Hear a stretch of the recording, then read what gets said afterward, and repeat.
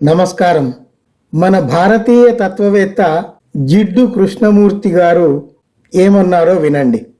నిన్నెవరైనా Indian అని అన్నా, ముస్లిం అని అన్నా, క్రిస్టియన్ అని అన్నా, యూరోపియన్ అని అన్నా నీ మనసు కలుక్కుమని బాధపడుతుంది.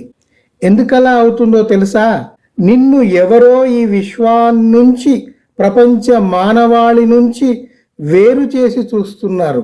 జాతీయత, మతం, కులం లాంటి వాటితో విడగొట్టబడినప్పుడు మనిషికి కోపం వస్తుంది. విధ్వంసానికి పూనుకుంటున్నాడు. విధ్వంసం ఏ దేశానిదో, ఏ విశ్వాసానిదో, ఏ మతానిదో కాదు, ఏ రాజకీయ పార్టీదో కూడా కాదు, పోనీ వాటికి అనుబంధమైన వాటిది కూడా కాదు.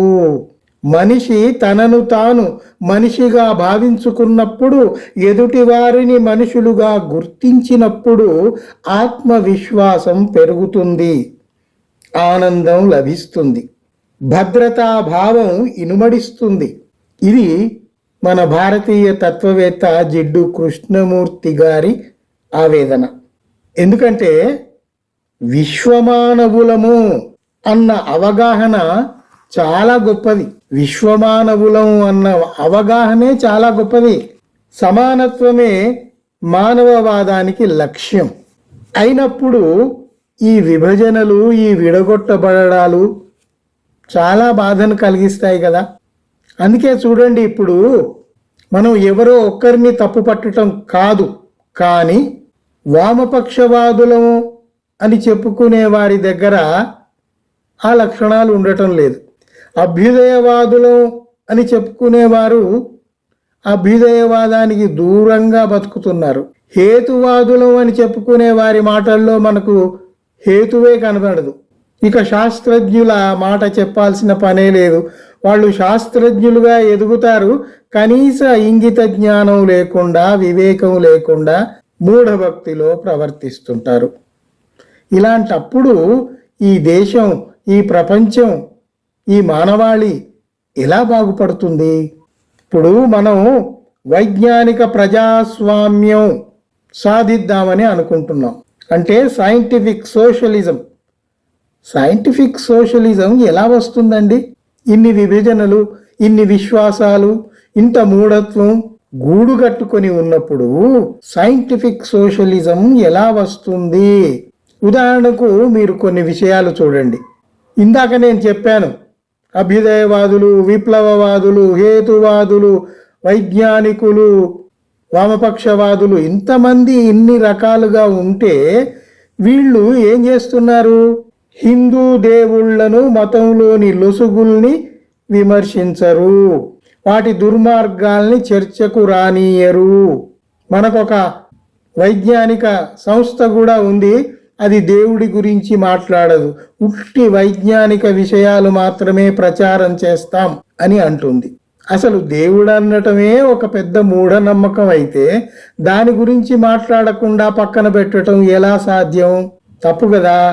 ఇంకా చూడండి, ఈ గ్రూపు, ఈ వీళ్ళంతా, నేను ఇందాక ఉదహరించిన వీళ్ళంతా కులాన్ని పట్టించుకోరు. కుల వ్యవస్థ సమస్య కాదంటారు. కులాలు, ఈ భేదాలన్నీ ఉపరితలంగా ఉన్నవి, వాటి గురించి మనం మాట్లాడాల్సింది ఏమీ లేదు అని తేల్చేస్తారు. ఇంకొక ముఖ్యమైన అంశం ఏమిటంటే, మన భారతదేశ సమస్యలకు పరిష్కారాలు భారతదేశపు పరిస్థితుల్లో నుంచే చూపాలి. విదేశీయుల పరిస్థితులు చూసి, అక్కడి పరిస్థితులను బట్టి వాళ్ళు తీసుకున్న నిర్ణయాలు తెచ్చి మనం ఇక్కడ అన్వయిస్తాము, అప్లై చేస్తాము అంటే కుదరదు కదా. ఇతర దేశాలకు భారతదేశానికి చాలా తేడా ఉంది కదా. అందువల్ల మనం ఏ సమస్యకైనా పరిష్కారం ఎక్కడి నుంచి సాధించాలి? ఇక్కడ, ఈ భారతదేశపు సమాజంలో నుంచే సాధించాలి. ఇక్కడి పరిస్థితులను, ఇక్కడి వాతావరణాన్ని, ఇక్కడి అన్నిటినీ అవగాహన చేసుకుని అందులో నుంచి మనము కొన్ని పరిష్కారాలు వెతుక్కోవాలి. అందువల్ల భారతదేశపు సమస్యలకు పరిష్కారాలు భారతదేశపు పరిస్థితుల్లోంచే చూపాలి, కానీ పాశ్చాత్యుల పరిష్కారాలు ఇక్కడ పనికిరావు అని గ్రహించుకోవాలి. సులభ మార్గాల్ని వెతక్కుండా తుపాకులతో జనాల్ని సిద్ధం చేయటం భావ్యమా? మరొక ముఖ్యమైన విషయం, ఓటు హక్కును పక్కన పెట్టి సాయుధ పోరాటం బోధించటం ఎందుకు? వీటిని గురించి తీవ్రంగా ఆలోచించాల్సిన అవసరం ఉంది అని నేను అనుకుంటున్నాను. ముఖ్యంగా మనం ముందు ఉదాహరించుకున్న వీళ్ళంతా మీతో పాటు నాతో పాటు మనం అందరం చేయాల్సింది ఏమిటి అంటే, ఈ కులం అంటే ఏమిటి, ఇది ఎలా ఏర్పడింది, ఆ అవగాహన మనం పెంచుకోవాల్సిన అవసరం ఉంది. వర్ణం అంటే ఏమిటి, ఈ వర్ణ వ్యవస్థ ఎలా ఏర్పడింది, దాని గురించి తీవ్రంగా ఆలోచించాల్సిన అవసరం వచ్చింది. కుల వ్యవస్థ ఉండగానే మళ్ళీ వర్ణ వ్యవస్థ ఎందుకు వచ్చింది, అది కూడా కనుక్కోవాల్సిన అవసరం ఉంది.